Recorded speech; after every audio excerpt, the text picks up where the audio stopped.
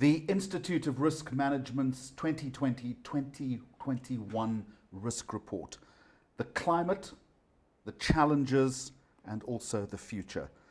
Jacques Celliers, Chief Executive Officer of FNB, a very warm welcome. My first question to you, how would you describe the current local and global risk landscape and outlook? Jeremy, thanks for the time.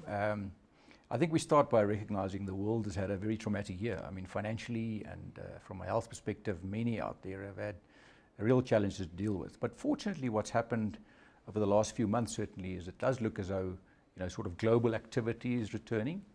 Certainly the monetary policies that are in play has helped and assisted the world. Even in the local market, you can see how that's underpinning plenty of the support for the local property sector.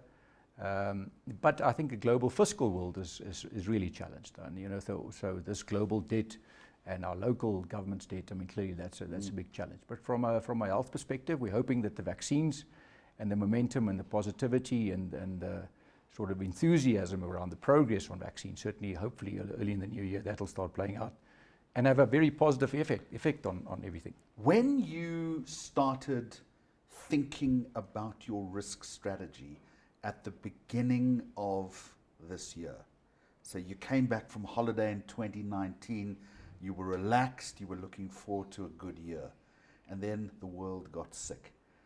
How did you, as a leader in business, have to recalibrate your thinking in terms of risk assessment? Yeah, I mean, it's so true. Often you talk about short-term risks and long-term risks.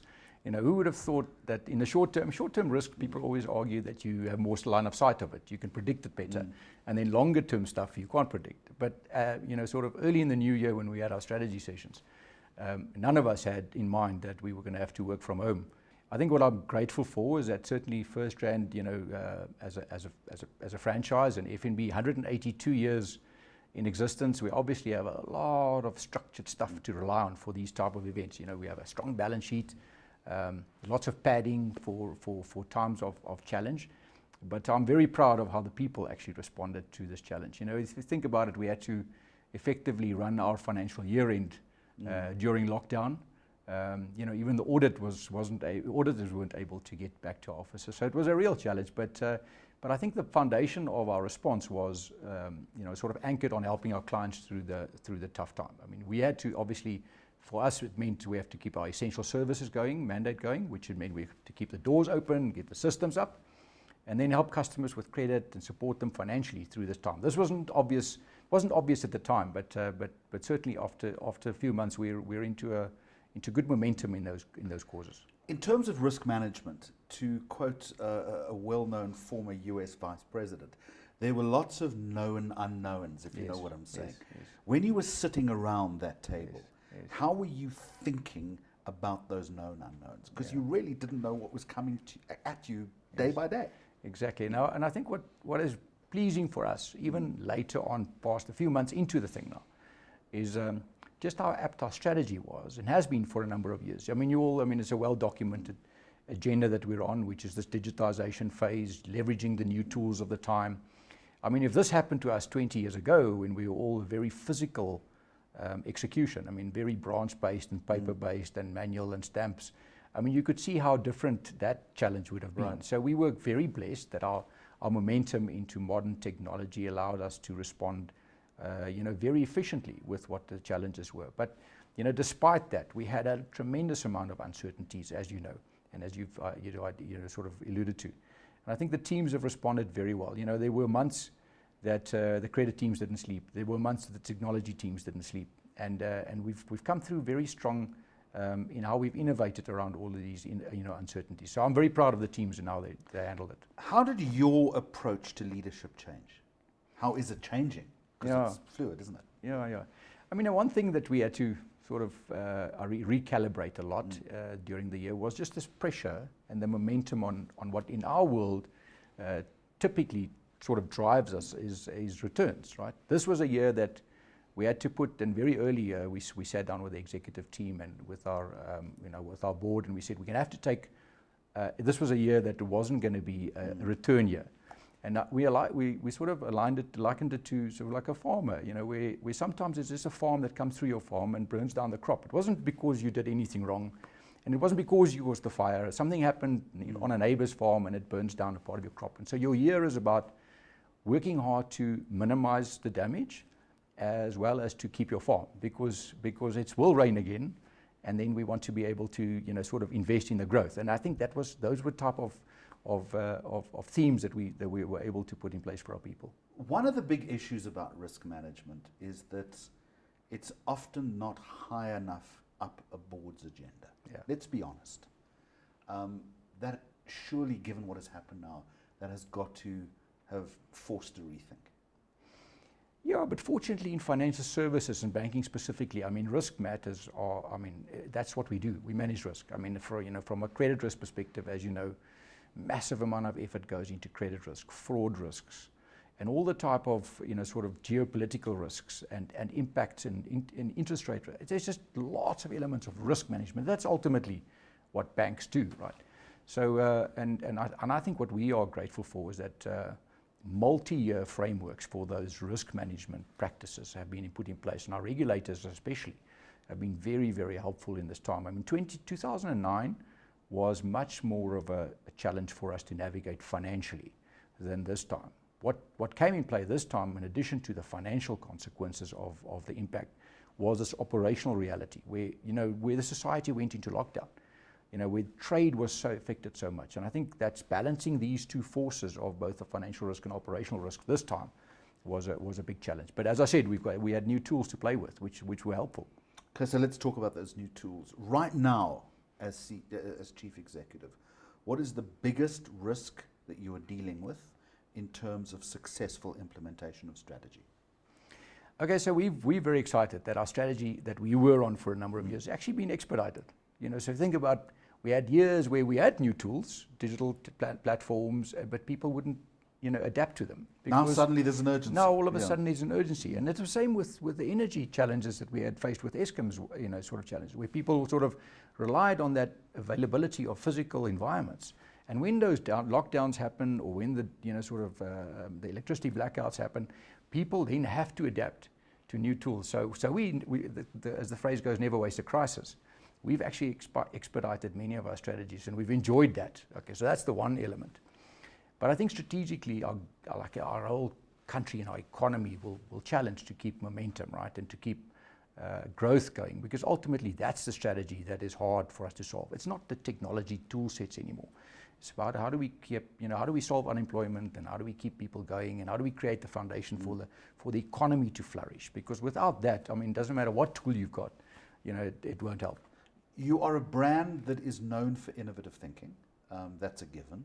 Have you become more innovative as a result of this, and perhaps more creative in terms of your execution?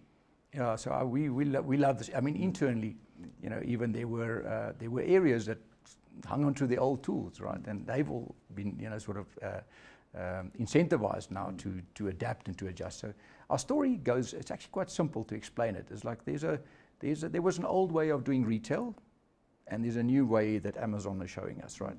And there was an old way to do information, and then now there's a Google way of doing information. There was an old way of doing music, and now there's a Spotify way of doing music. And so financial services are going to be around for a very, very long time.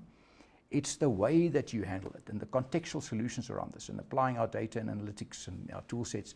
So I mean, the enthusiasm in our organization to deliver innovation in these new forms. You know, if you had to do innovation in an old way of retail or innovation in a new way of retail, depending on your platform, you can do so much more. So lots of energy. This year, we've actually just come through the judging sessions for our innovations this year. We've done more innovations this year than, you know, in any year before it. And people did it from their couches, which is incredible.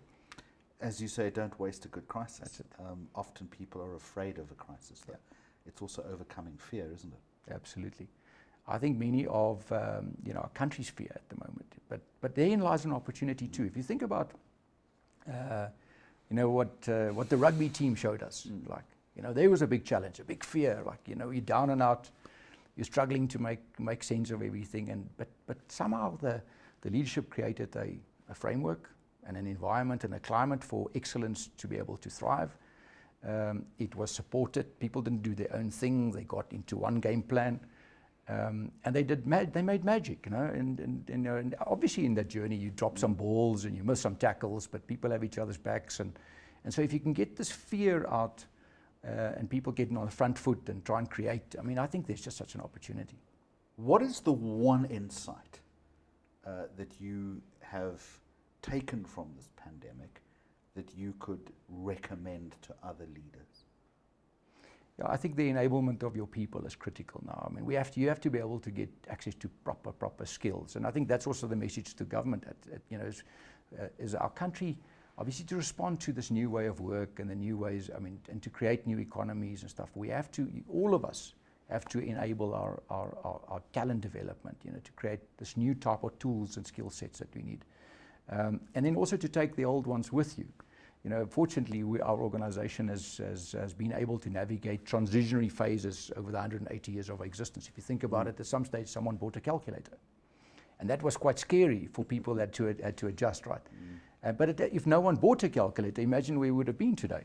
So it's this opportunity to leverage new skills, new way of work. What we thought wasn't possible, you know, few months ago, now is possible. And excited about enabling this in our organizations. Jacques, in just a moment, I'm going to have a few words with your Chief Risk Officer, Lytania Johnson. How has your relationship with your Chief Risk Officer changed during the pandemic? And I might put the same question to her.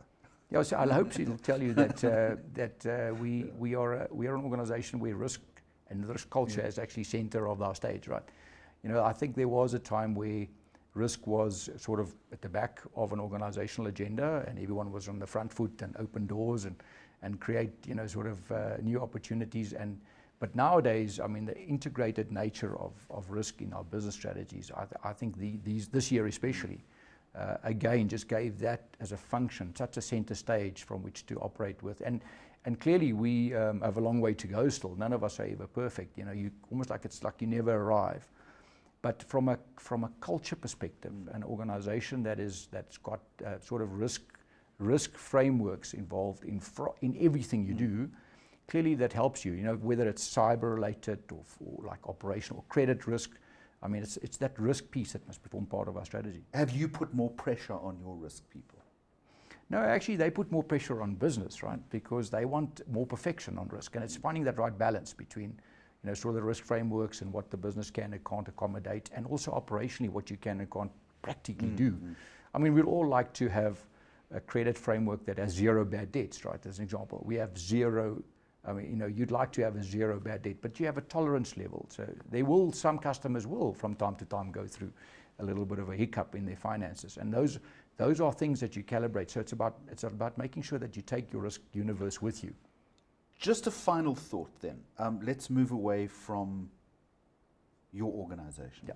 Let's talk about South Africa Inc. if we can. The current South African geopolitical landscape within this time of the pandemic.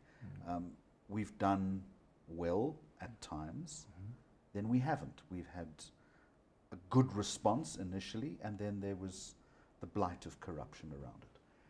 How would you describe the current geopolitical risk climate as it impacts on South Africa?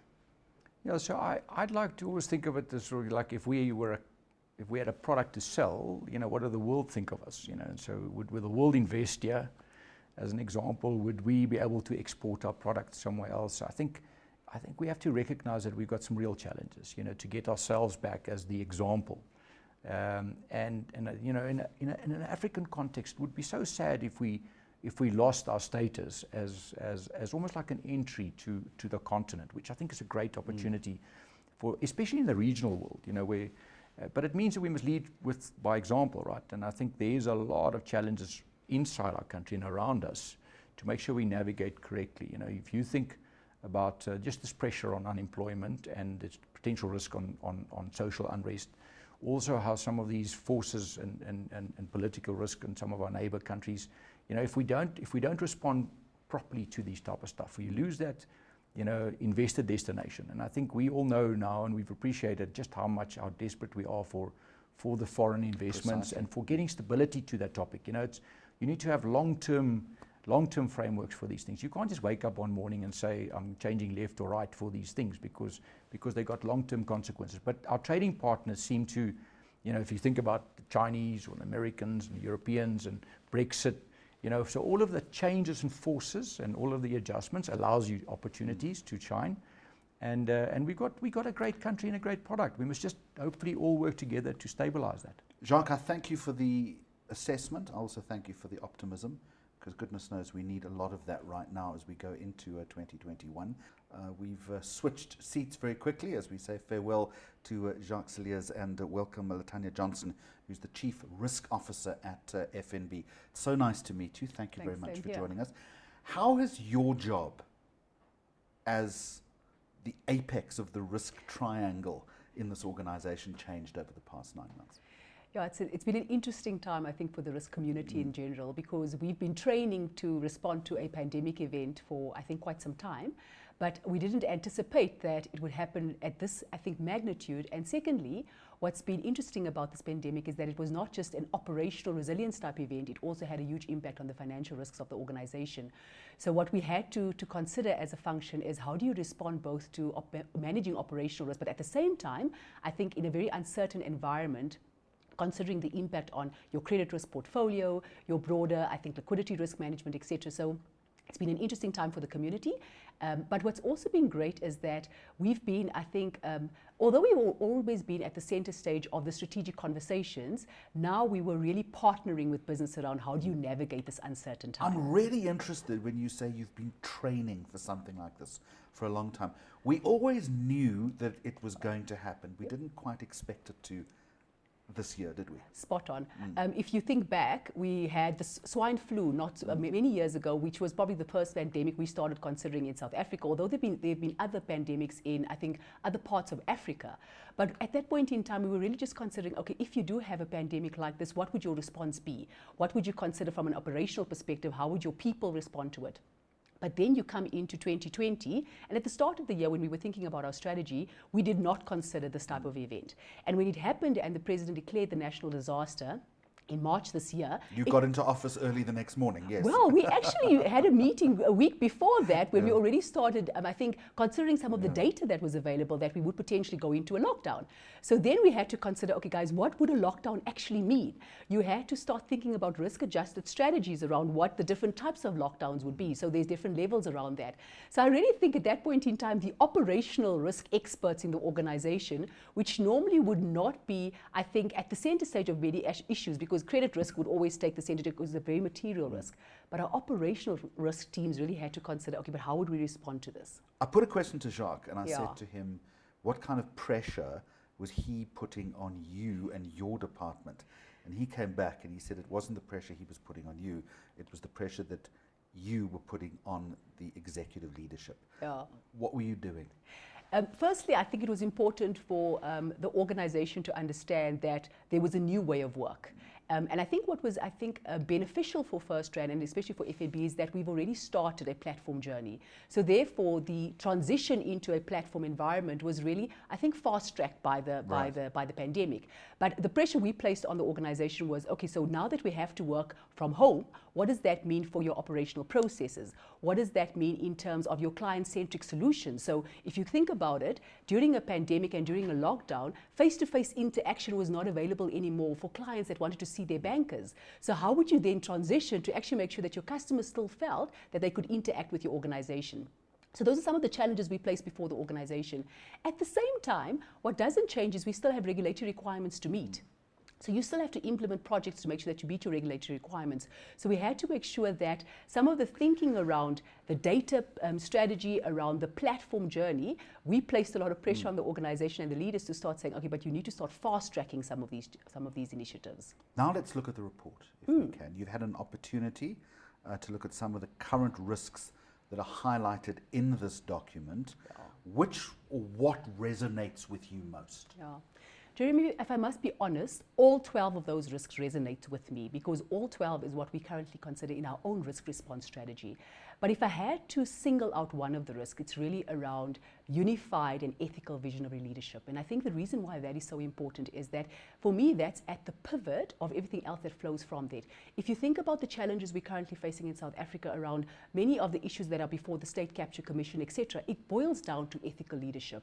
And I think it's important that not just when you look at it from a government perspective, but also in the private sector, that we need to make sure that we have the right cultures in place and that the conduct of both, not just the leadership, but also the broader, I think, organization actually aligns to that.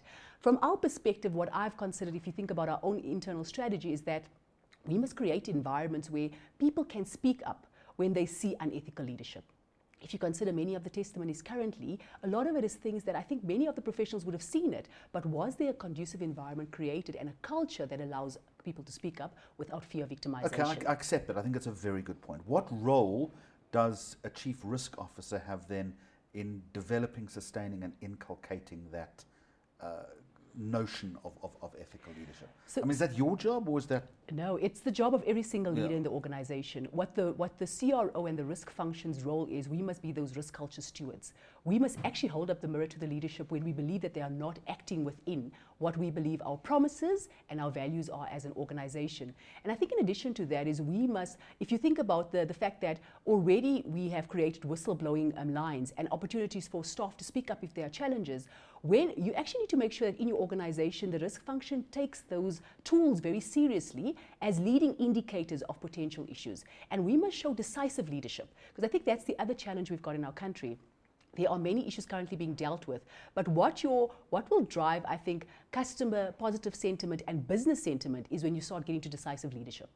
And that's something that I think as a risk function, we need to keep our leaders accountable for. It's decisive leadership, but it's also leadership that stands for something. Spot on. That's exactly it. And leadership when you must take positions on certain, I think, key issues, I think both in your organization, but also I think within the country. Even if there is a risk of alienating a certain percentage of a constituency. Yeah, but you've got to measure the risk. That's part of the risk management. Yeah. That's exactly what you have to consider. You have to consider what your brand stands for, what you would like people to understand. Because remember, the stakeholders of an organization is not just the shareholders, it is the broader society. It is the public out there that looks at us. And I mean, you earlier mentioned brand. It's about our brand and what we stand for.